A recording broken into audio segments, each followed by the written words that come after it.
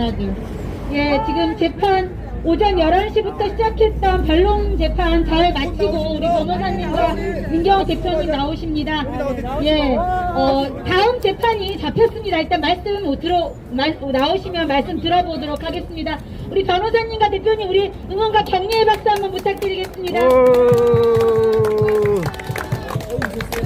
네, 오셔서 오늘 재판 그 결과에 대해서 좀 많이 발언을 좀 해주셨으면 좋겠습니다.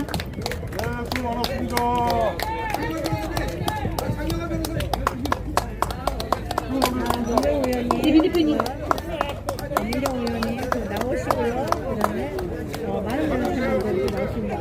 박정희 변호사님들이시고. 자, 기다리느라고 고생하셨습니다. 네. 몇 분은 이제 들어와서 이제 상황을 보셨고요. 1시간 반 정도, 1시간 반 정도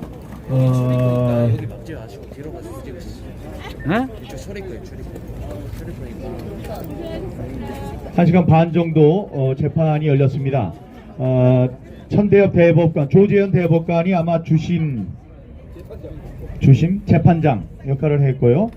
천대엽 대법관이 그 서류를 지금 우리들이 서면을 쭉 낸 것에 대해서 여러 가지 검토한 바를 오랫동안 설명을 했습니다. 설명을 한 것 중에 뭐 이게 변호사분들 몇 분이 오셔서 말씀을 해주실 거고, 그렇지만 중요한 거는 재검표를 얘기를 했었죠. 300표에 대해서 재검표를 해야 한다라고 얘기를 했는데, 대법관들은 그걸 직권으로 그렇게 할 필요가 없다, 이런 얘기를 했습니다. 그러니까 지금 뭐 23시간 동안 대법관 3분이 계셨고, 우리들 변호사만 14명, 저쪽 변호사들, 저쪽에 선관위 직원들, 우리 참관인들, 대법원 직원 뭐 60-70여 명, 이런 분들이 23시간 동안 눈이 빠져라고 본 그 상황에 대해서 300표가 잘못 세졌다고 얘기하는 것, 그것은 표현은 그렇게 하지 않았지만 그건 가소로운 일이다, 그런 입장이 나왔다고 볼 수 있습니다. 그래서 300표에 대해서는 지금 단계로는 그걸 세일 필요가 없다, 이렇게 얘기를 했습니다. 근데 우리는 우리대로 요청을 했습니다. 부정선거를 가리는데 300표가 지금 나온 그 자체로 끝입니다. 끝이에요. 근데 거기에 대해서 무슨 요만큼의 뭐 의혹이 있다, 잘못 세했다, 이런 얘기 나오지 않게 다시 한번 세해라. 예, 다시 한번 세해라, 이런 주장을 우리가 이제 얘기를 했습니다. 거기에 대해서는 양쪽 모두 다시 세했으면 좋겠다라는 이야기를 했기 때문에 대법원의 지금까지의 그 결과, 지금까지의 그 판단 내용이 바뀔지 그건 모르겠습니다. 또 하나는 이해납금과 관련된 얘기였습니다. 감정을 하는데 그 돈이 필요한, 감정료가 필요한데 감정료를 너희들이 안 내고 있지, 이러면 이제 재판 못해. 그래서 이제 못한다고 얘기를 할 것 같았어요. 그래서 제가 얘기했습니다. 지금 감정료는 돈이 없어서 안 내는 게 아니다. 이 감정을 제대로 된 사람에게 제대로 된 방법으로 지금 맡기는 건지, 거기에 대한 확인이 필요했기 때문에 우리가 그리고 있었던 것이다. 돈이 필요하다면 바로 내겠다, 그렇게 얘기를 했습니다. 그 전에 이 과정으로 보면 천대엽 대법관이 얘기를 했고, 다음에 우리한테 기회가 주어져서 권호영 변호사께서 대표 변호사의 자격으로 얘기를 하셨고, 다음에 두 번째로 제가 모두 비슷한 발언을 했습니다. 발언을 했고, 그 다음에 또 박주현 변호사, 우리 도태호 변호사, 이런 분들이 우리 쪽의 의견을 매우 이제 강력하게 피력을 했습니다. 여기 계신 그 유튜버들, 또 같이 참관하러 들어가셨던 분들이 모두 보셨을 겁니다. 그 와중에 하도 이자들이 하는 일이 같지 않으니까 우리 방청석에서 여러분들께서 소리를 지르고 하는 일이 있었습니다. 우리 애국 시민들이 가만히 있을 리가 없죠. 그 헛소리 나올 때마다 소리를 지르시고, 거기 있는 뭐 그 청경들의 지적도 받고 그랬습니다. 나중에는 우리 천대엽, 우리 애국지사께서 천씨라서 그렇구나. 천대엽이 끌려 나온 건 아니고 우리 천창용 씨가 거기에 대해서 또 조작하려고 너희들이 그걸 투표지 분류기를 다시 쓰려고 하느냐, 그렇게 소리를 지고 쳤어요. 그랬더니 거기는 직원들 한 5-6명, 7명이 들어와서 들어서 밖으로 내보냈습니다. 그 과정에 옷이 다 찢어지고 좀 다치고 그러는 과정이 있었습니다. 예, 그렇게 하고 그 다음에 우리 쪽에서 이제 변호사분들, 현성삼 변호사, 구상진 변호사님 이런 분들 말씀을 하셨고요. 그런 다음에 제가 얘기를 했습니다. 2,300만 원 때문에 그걸 핑계로 해서 이걸 뭐 그만둔다든가 이런 얘기가 되면 안 되니까 바로 내겠다. 예, 그 좀 과정에 문제가 있을까봐 걱정이 됐는데 그게 아니고 뭐 그런 걸 문제 삼는다면 바로 내겠다는 얘기를 해서 5분간 휴정이 있었고, 휴정 끝에 11월 며칠입니까? 11월 19일 오전 10시에 감정고하려는 감정인 신문이 있을 것이라고 합니다. 그러니까 그때 감정하는 사람들을 감정인을 데리고 와서 어떤 점을 감정하는 것이 필요하다, 이런 것에 대해서 우리의 주장을 확실히 이제 펼 수 있게 됐습니다. 가만히 보니까 이 돈 핑계로 해서 끊어질 뻔했던 이 재판 과정이 이제 다시 바로 다음 일정이 잡히는 그런 결과를 이제 가져왔습니다. 저는 저대로 대법관들이 이 부정선거에 대한 판결을 늦추는 것이 얼마나 큰 우리 민주주의에 큰 걸림돌이 되는 것인지 거기에 대해서 이야기를 했습니다. 나중에 그 원고는 제가 있으니까 원고는 있으니까 예, 원고를 제가 여러분께 이제 소개를 다 이렇게 해드리는 걸로 그렇게 하겠습니다.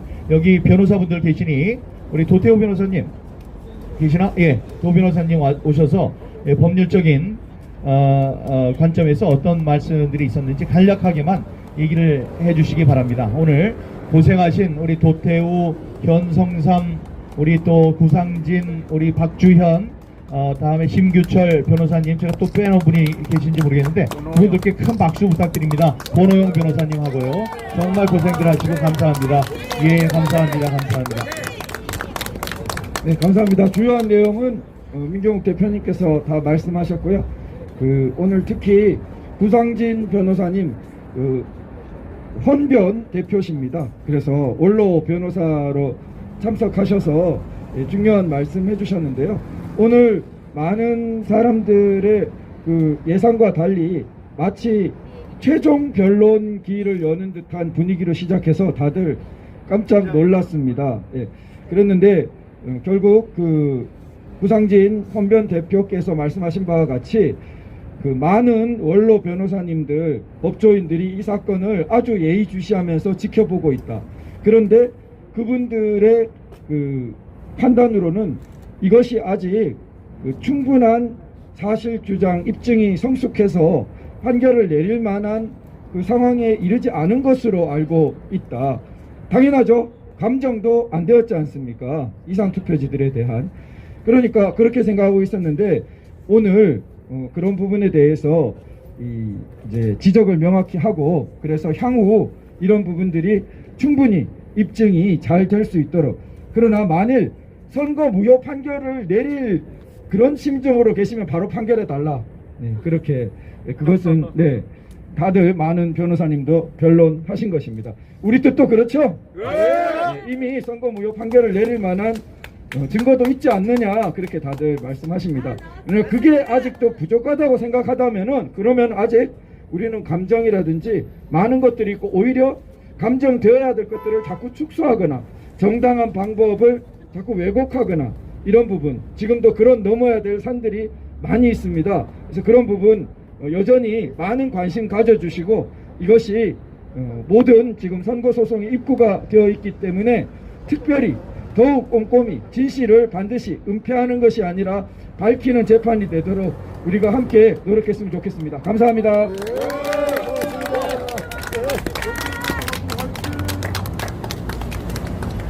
자, 변호사분들 혹시 말씀 더 해주실? 예, 박지원 변호사.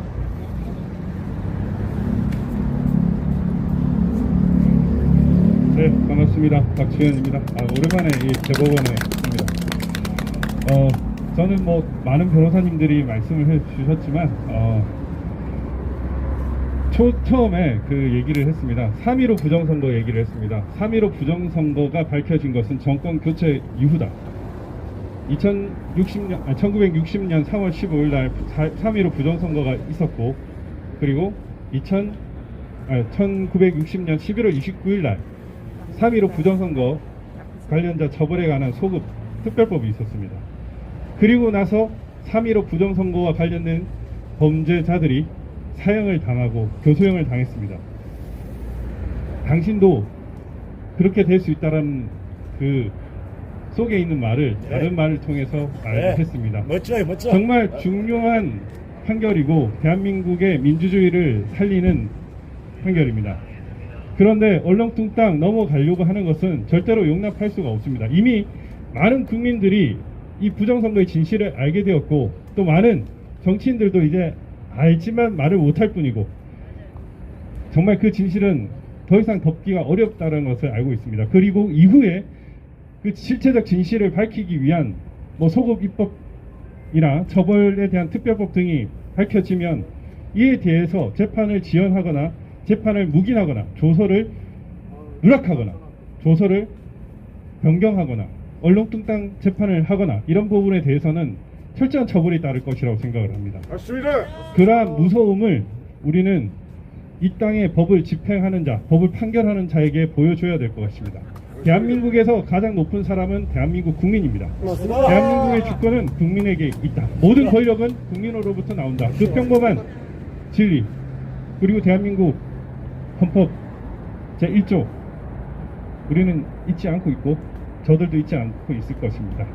정말 무서운 대가가 그들을 덮치지 않도록 더 이상은 이런 지연된 정의, 그리고 일부러 재판을 묵인하거나 방기하려고 하는 이런 엉터리 재판 진행은 없기를 바라고, 점점 더 많은 진실들이 더 나올 것 같습니다.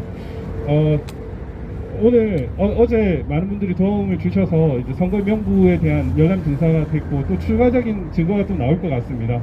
그리고 어제 같은 경우에도 이 부정선거를 미리 외치던 분들에 대한 변호를 제가 했는데, 그 재판에서도 우리 검찰과 그 재판장에 대해서 부정선거가 명백한데 빨리 공소 취소를 하거나 아니면은 이 증인할 때 그 선관위 직원들이 오히려 증인을 하면서 이 사람들을 위증죄로 고발당하거나 처벌될 수 있다는 점을 오히려 강조를 했습니다.